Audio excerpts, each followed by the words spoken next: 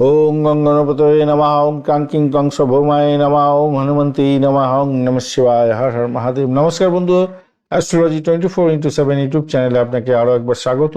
আমি আপনাদের বন্ধু শ্যামল।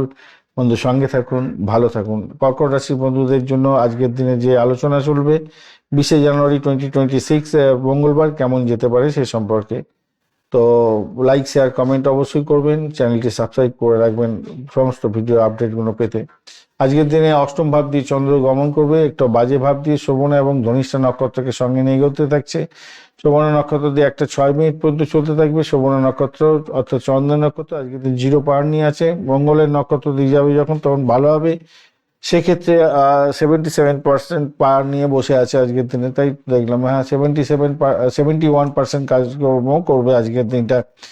অপরদিকে আজকের দিনটা আপনার হচ্ছে গিয়ে অষ্টম ভাব দিয়ে যাচ্ছে, যেহেতু সতর্ক থাকতে হবে। অষ্টক বর্গের ডট হিসাবে আপনি পেয়েছেন আজকের দিনে 24, আর রূপার রেটিংটা থাকছে 7.20। এখানে বেঁচে গেলেন অনেকটা।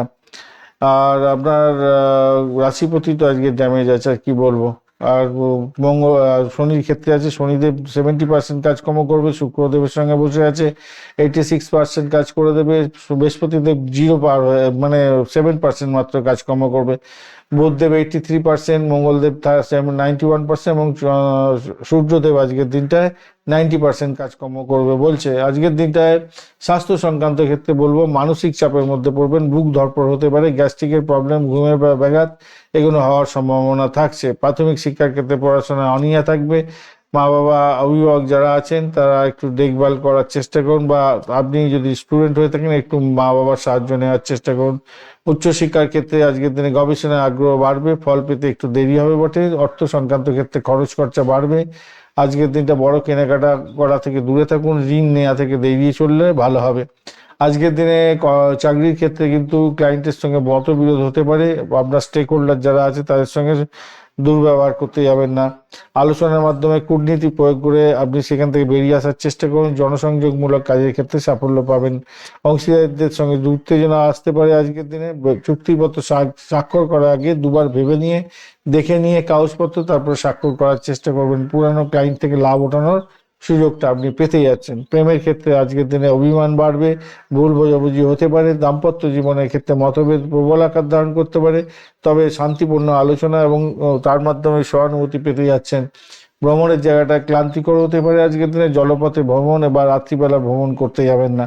সন্তানের জায়গাটার ক্ষেত্রে মনোযোগ দিতে হবে, সেই জায়গাটা দেখুন। তার মনোযোগ নেই পড়াশোনার ক্ষেত্রে, মানসিক অবস্থা একটুখানি ড্যামেজ আছে, খেয়াল রেখে চলতে হবে। আজকের দিনে বুধাদিত্য পারিজাত যোগের জন্য আপনি সংযম যদি দেখাতে পারেন তাহলে সবকিছু নিয়ন্ত্রণের মধ্যে থাকবে। কেননা মঙ্গল দোষ, চন্দ্রমঙ্গল যোগ, শকর যোগ এবং কেমদ্রম যোগ, এই পঞ্চনা চরভীতি যোগ, এই বাজে যোগগুলো থাকার কারণে মানসিক অস্থিরতা থাকবে এবং অবিশ্বাসের বাতাবরণ এবং ভয় বাড়ার সম্ভাবনা থাকবে আপনার মধ্যে, তাই খেয়াল রেখে চলতে হবে।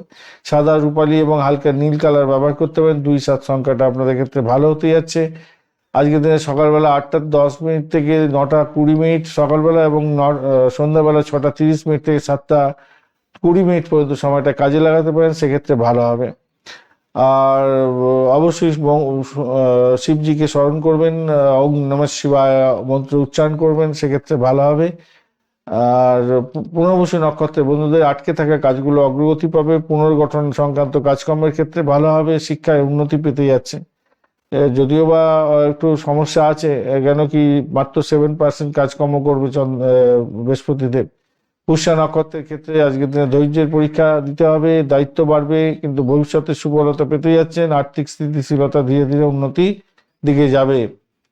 আর অশ্লেষা নক্ষত্রের বন্ধু শত্রু আজকের দিনে বাড়তে পারে, ষড়যন্ত্রের শিকার হতে পারেন, সাবধান। মানসিক অস্থিরতা আপনার বেড়ে যেতে পারে। আজকের দিনে গবেষণা এবং বিশ্লেষণাত্মক কাজের ক্ষেত্রে সাফল্য পাবেন বলে মনে করছি।